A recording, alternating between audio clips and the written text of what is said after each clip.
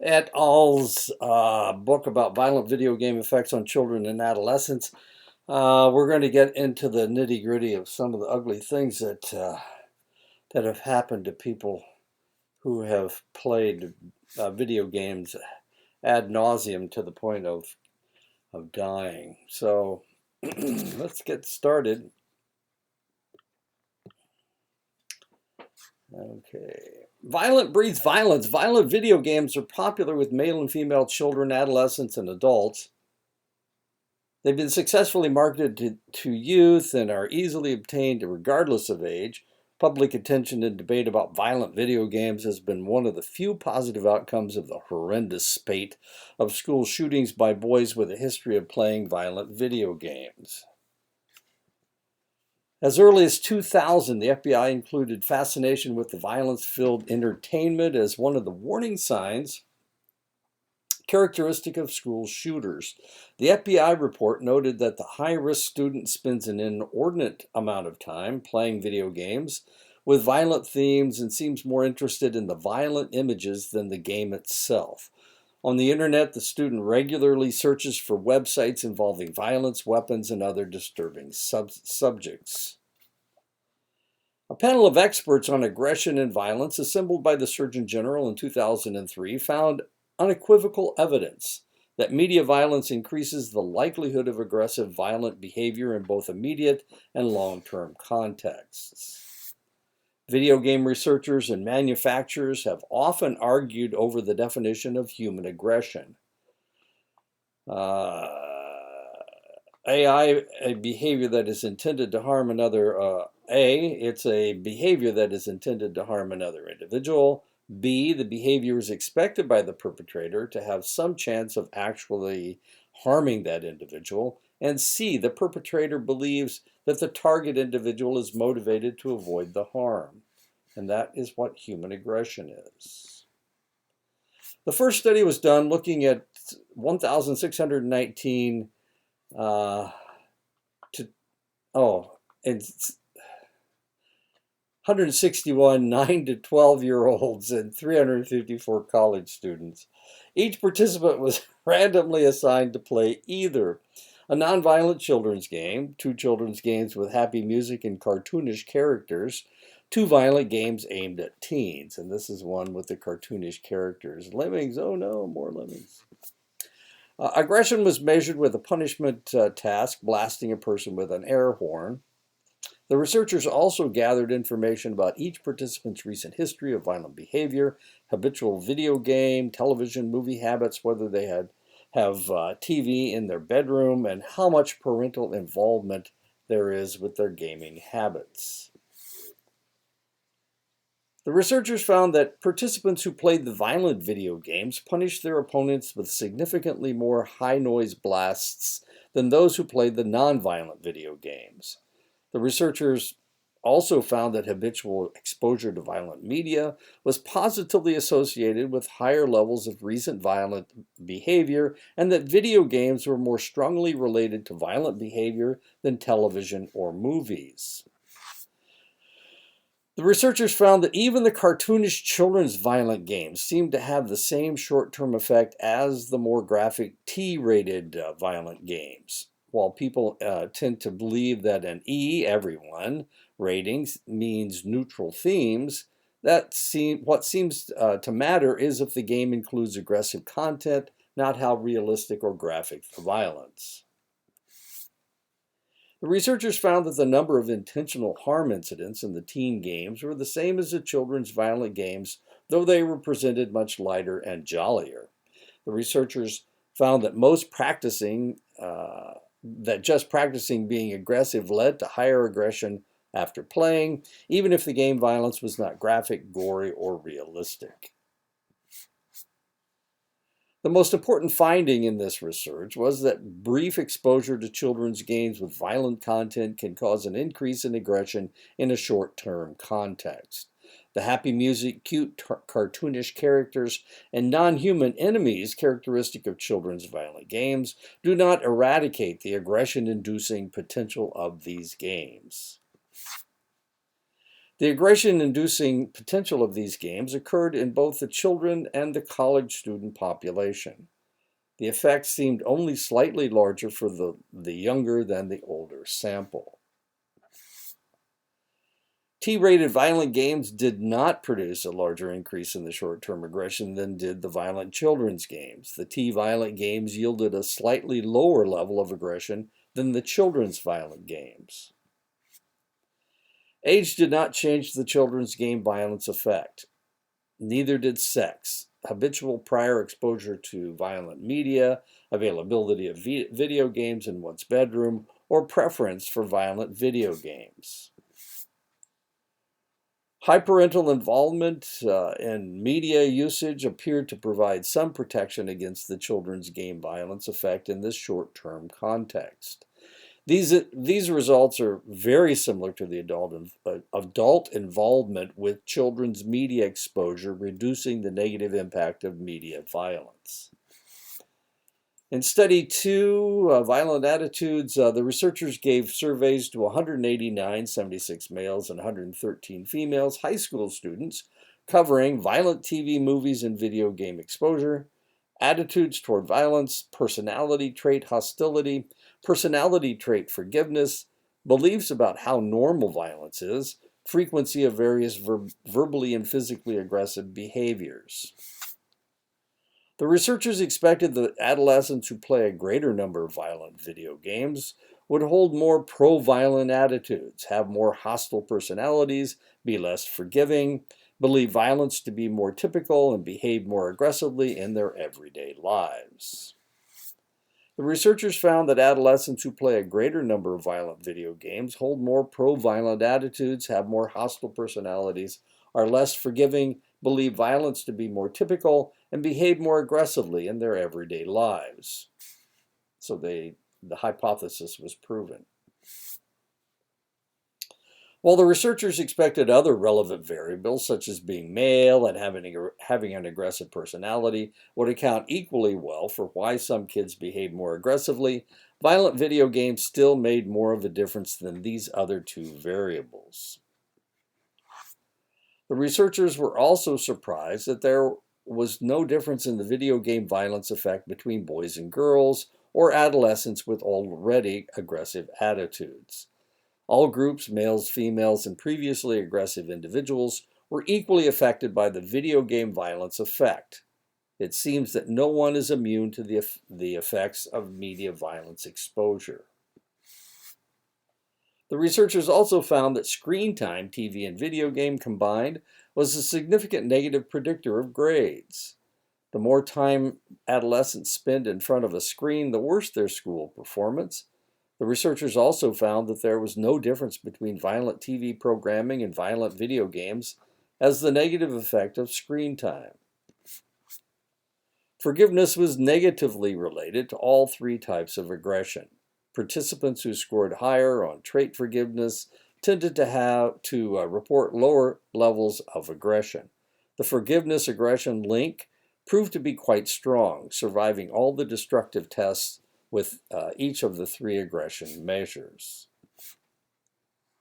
In study 3, researchers were trying to determine if 3rd, 4th, and 5th graders became more hostile with increased video game playing.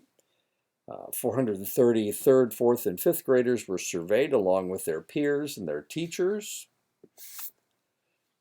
From the children, they measured their violent TV, movie, and video game exposure, whether they see the world in aggressive terms, whether they have been involved in physical fights this year.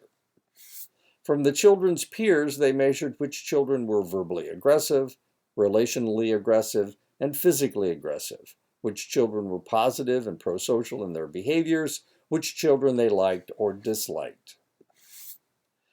From teachers, the researchers surveyed the children's relational aggression, physical aggression, positive pro-social behavior, and social and school performance. The researchers expected to see that children who played a greater number of violent video games early in the school year would change to see the world as a more hostile place, and in turn would change to become more aggressive and less pro-social, which in turn would be related to them being more rejected by their peers. The researchers found that when a child played more violent video games early in the school year, they changed to see the world in a more aggressive way and also changed to become more verbally and physically aggressive later in the school year. Higher aggression and lower prosocial behavior were in turn related to children being more rejected by their peers. The researchers were surprised to see measurable aggressive behavior changes in such a short time, on average 5 months. The changes were noticed not only by the children's peers, but their teachers as well, especially since neither the teachers nor the peers were aware of what the aggressive child is doing when not at school. The researchers were surprised that there was no apparent difference between boys and girls, children who had high or low hostile attribution biases, or children who already had or had not gotten in physical fights. Boys are traditionally thought of as already aggressive and more vulnerable to media violence effects, but all groups were equally affected. Amount of screen time affects school performance but not aggressive behavior. Violent content of media affects aggressive behavior but not school performance. In this study, the researchers found evidence that the relation between violent video game exposure and physically aggressive behavior may be stronger than the relation between the violent TV and movie exposure and physical aggression.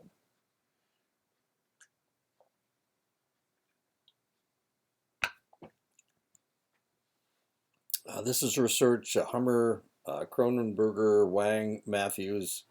Decreased prefrontal activity during a cognitive inhibition task following violent video game play, a multi-week randomized trial. It's from the journal Psychology of Popular Media Culture. And there you go. There is substantial evidence that exposure to violent media increases aggressive thoughts and behaviors, potentially due in part to alterations to the inhibitory mechanisms mediated by prefrontal cortex. Past research has demonstrated that playing a violent video game for short periods decreases subsequent prefrontal activity during inhibition, yet the impact of a long-term gameplay is unclear. To assess how extensive video game play impacts brain activity, young adult males, 49 of them, ages 18 to 29, with limited video game experience, performed a go, no-go task during functional MRI for 3 consecutive weeks. Following a baseline scan, these men were randomly assigned to extensively play a violent video game or avoid all video game play during the subsequent week. After 1 week, inhibition-related activity decreased in right inferior frontal gyrus and right cerebellum in the violent video game group compared to the control sample, and self-reported executive functioning problems were higher.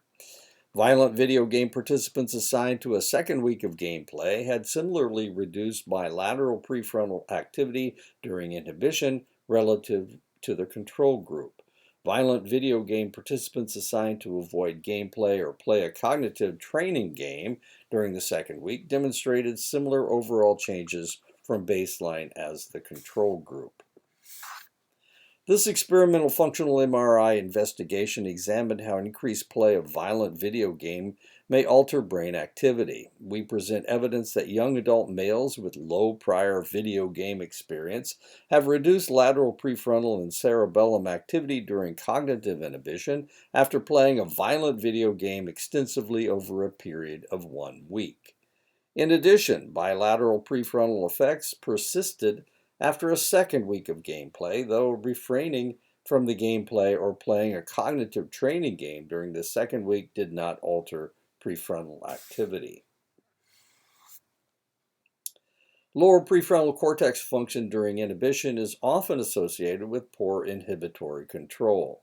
For instance, lower prefrontal cortex activity or frontal limbic connectivity is present in clinical samples with inhibitory deficits such as ADHD. Wait a minute, playing video games makes you act ADHD? What a shock.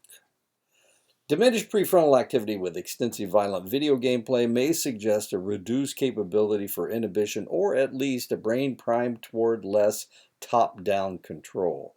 These changes can result in poor regulation of emotion and behavior, particularly when physiological arousal is high, such as during an argument or physical altercation. This reactive or impulsive aggression occurs specifically as a result of provocation, as opposed to premeditated aggression. Attention problems and impulsivity are distinct factors from hostile worldviews and aggressive traits in reactive aggression. And here's another piece of research by Ni Guo, Zhang, Liu, and Bushman. In 2019, a longitudinal study of link between exposure to violent video games and aggression in Chinese adolescents, the mediating role of moral disengagement. Okay, let's see how the Chinese do. In research out of China, researchers used a large sample, 2,323, and assessed the relation between Overwatch players' in-game role preference and their personality. Self-perceived in-game aggressive behavior correlated positively with aggression and dark personality, and negatively with empathy and agreeableness. Participants preferred attack, more aggressive characters showed a more aggressive and less prosocial type of personality in comparison with those who preferred support, more prosocial characters. However, this was only observed using self-report measures, and not in a smaller sample with objective playtime measures. Overall, it appears that one's favored role in a video game relates to certain personality traits. The researchers focused on in-game roles within a single video game, Overwatch. Overwatch is a popular online class-based first-person shooter game. Each of the 24 heroes from Overwatch is part of out of 4 classes. The offense heroes are focused on dealing damage and taking down the enemy. The defense heroes stop the enemies from advancing. The tank heroes are highly resistant and are expected to take damage themselves to prevent harm to their teammates. The supports are equipped to heal or improve allies, providing utility. So you have offense, defense, you have tank, and you have support. A total of 2,411 volunteers were recruited online to participate in their survey. Of those, 86 failed to respond, and 2 more reported playing Overwatch for more than 150 hours a week. 150 hours a week. How many hours are there in a week? What's 24 times 7? I'm doing this No, that can't be right. There's only 148 hours in a week. Is that right? 14? No, that's not right. There's 168 hours in a week. Sorry. Wow, that's a lot of hours of play. Participants in game statistics were obtained online with the help of their in-game ID.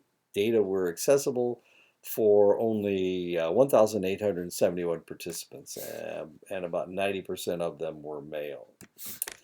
The present research suggests that one's favored role in a video game relates to the certain personality traits. When comparing Overwatch players on the basis of their favorite hero's class, we found that participants who preferred a less aggressive support hero were more empathetic and agreeable and less aggressive, with a less dark personality than those who favored a more aggressive offense hero. Self-perceived aggressive in-game behavior also correlated positively with trait aggression and the dark tetrad, narcissism, Machiavellianism, sadism, and psychopathy. That's tetrad. And negatively with empathy and agreeableness. Tetrad is 4. Narcissism, Machiavellianism, sadism, and psychopathy. And we're going to talk about these more with other research. Looking at the concept of avatar identification, Yoon and Vargas in 2014 found that playing the same game as a villainous character yielded more antisocial behaviors when compared with playing a heroic character. Mancini and Sibilla in 2017 found that participants based their avatar on their own personality with different types of profiles, for example, actualized, idealized, alter ego, or negative hero, influencing players' identification to their character. And now we're going to talk about Mancini and Sibilla. Offline personality and avatar construction, discrepancy profiles and avatar identification in a sample of MMORPG players. The study examined the relationship between offline personality and avatar customization in massively multiplayer online role-playing games, MMORPG players, and questioned whether the offline personality is always a starting point for the customization of an avatar. The aims were to analyze the discrepancy profiles which emerge when the players are asked to rate their primary avatar, actual self, and ideal self with respect to certain personality factors, to explore whether these profiles varied across personality factors and within players, and to analyze the relation between discrepancy profiles and the extent to which players identified with their avatars. A sample of 845 MMORPG players completed an online questionnaire consisting of a short version of the Big Five personality inventory and an avatar identification scale. 4 discrepancy profiles, idealized, actualized, alter ego, negative hero, common to the personality factors extroversion, consciousness, agreeableness, and emotional stability and stable within players emerged. They converged into 4 kinds of offline personality avatar relationship, differently related with avatar identification that was higher than avatar was similar to self or an extension of self, and lower than avatar was other than self or antithesis of self. So they were looking at 4 different things. They were looking at the avatar and the personality agreeing with one another. They were looking at the avatar being an extension of that individual. They were looking at the avatar as somebody that is other than yourself, doesn't agree with yourself. And antithesis means the very opposite. So you got opposite, not really, it doesn't agree, an extension, or fits your personality. Okay. The Dark Tetrad, traits in problematic online gaming, the mediating role of online gaming motives, and moderating role play types. And this is Kirkaburan, Jonasson, and Griffiths in 2018. Different personality traits are correlated with problematic internet use and online gaming. However, associations between dark personality traits and problematic online gaming have received less attention. The present study investigated direct and indirect associations of the dark tetrad traits: Machiavellianism, psychopathy, narcissism, and sadism, with problematic online gaming via online gaming motives, controlling for hours spent gaming among 421 online gamers. Now, we're looking at all this research, and what they're looking for people that video games are exacerbating the negative aspects of their personality. That's what they're really looking for. Most people that play video games will create a character or an avatar that is very similar to them, and sometimes they'll drift off into the other type of individual, but for the most part, they will be the same person that they are. It's easier that way, or they may take somebody that is the opposite of them so that they can feel stronger or whatever. It really all depends on the individual, and this is what we're looking for: people whose personalities are changing due to the violent video games. Despite literature on personality predictors of problematic online gaming, relationships between dark tetrad personality dimensions, Machiavellianism, psychopathy, narcissism, and sadism, and problematic online gaming have not been fully investigated, although one study suggested a positive association between narcissistic traits and problematic online gaming. What we're trying to determine is who should be playing these video games and who shouldn't. In other words, if the dark tetrad is coming out in the individual, if it's creating the dark tetrad, maybe these are the individuals that we need to target as not being able to play video games, because they may be the ones that'll pick up a AR-15 and start blasting away. That's what we're looking for, and that's why all these studies are being done. We know that they're existing. The FBI has identified it, so now this is why we need to do this research, to see if we can find a connector. And if we can find a connector, maybe we can stop the next school shooting or whatever. And it seems to be there are an awful lot. It's not like people are out there attacking people that are bigger than them.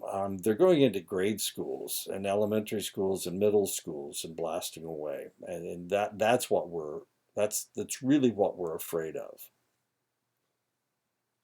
Given the poor self-control, impulsive, and aggressive nature of individuals scoring higher on dark tetrad traits, individuals with higher levels of dark personality traits may be more vulnerable to developing dependent online behaviors because they might self-select environments conducive to their social sexual goals. And we can think of a lot of different school shooters, the one up in Michigan, where the two parents have just been sent to jail for supporting this kid and his paranoid delusions. We've got the kid down in Texas. We got the school shooter in Sandy Hook that went into a first grade class and killed all the kids, or shot as many as he could find. Just crazy stuff. That's what we're afraid of. That's what we're looking for. The dark tetrad personality comprises 3 overlapping undesirable and antisocial personality dimensions and has drawn increasing attention amongst researchers. Machiavellians are ambitious and self-centered individuals and are prone to deceive, manipulate, and exploit others to achieve their personal goals. Psychopaths are high in manipulation, impulsivity, recklessness, and thrill-seeking traits, and low in empathy, guilt, remorse, and anxiety. Narcissism refers to the traits such as grandiosity, superiority, dominance, and entitlement. It has been suggested that the dark triad should be expanded to the dark tetrad by adding sadism. Sadism refers to humiliating, demonstrating cruel and deviant behaviors and or inflicting intentional pain on others to feel powerful or pleasure. Dark tetrad traits correlate with offline socially undesirable outcomes, including interpersonal aggression and hedonistic values, which may translate into online behavior, given personality traits are consistent across situations. Because dark tetrad traits are associated with problematic social media use and antisocial online behaviors, including cyberbullying, cyber trolling, and cyber stalking, it may be those high on these traits also demonstrate other problematic online behaviors. Grief play, i.e. trolling in online games, has been associated with all dimensions of dark tetrad traits. Narcissistic gamers are more addicted to video games because of urges to be recognized and respected by others in-game. Gamers with higher narcissistic trait scores value wealth and in-game power, and as they do in real life, which may drive excessive gaming. Physical sadism is associated with the amount of violent video game play, which signals a potential risk for compulsive gaming because of increasing time spent on particular media leading to problematic use. It is well established that gamers' motivations to play online games may lead to problematic online gaming. Gamers who play to escape from real life, compete with others, and cope with problems have more problematic online gaming than those gaming from other motives. The compensatory internet use model asserts that individuals become problematic online users by compensating their unmet offline needs in online contexts. Gamers scoring high on dark tetrad traits may compensate their antisocial urges that they cannot fulfill in the real world in virtual environments, gaming platforms. Empirically, online gaming motives mediate between psychiatric symptoms and problematic online gaming, especially escape, competition, and fantasy motives. The researchers expected similar mediating effects from escape, fantasy, and competition motives between dark tetrad traits and problematic online gaming. Mediation analyses showed narcissism was indirectly associated with problematic online gaming via online gaming motives of escape and fantasy among role-playing game players and the total sample. Sadism was directly associated with problematic online gaming among first-person shooter game players and indirectly with problematic online gaming via online gaming motives of escape and fantasy among role-playing game players and the total sample. The findings suggest that dark traits should also be taken into account when considering theoretical models involving problematic gaming use, online gaming motives, and preference for different games. And that is it. So what are we talking about here? We're talking about a possibility that we're creating shooters, we're creating people, we're supporting people's paranoia, we're supporting their psychopathology, their sadism, their Machiavellianism, and their narcissism through these gaming platforms. And this is one of the things that we need to talk about, or that we need to think about. Normally, if a person plays a game, normally, if they play it, um, if they don't play it to excess, and they don't start living in that alternate world, I think they're probably okay. It's when they stop living in the real world and they start living in this other world where they are allowed to be narcissistic, Machiavellian, to support their psychopathology or their sadism. That's when we have problems. So that's what we're talking about. Next week is the last week, last lecture. We'll see what I have in store. I can't really remember what or what week 15 entails. This is a good one. This whole dark tetrad thing is something that you need to think about. It would be nice if somebody wrote a paper about the dark tetrad. That would be fascinating.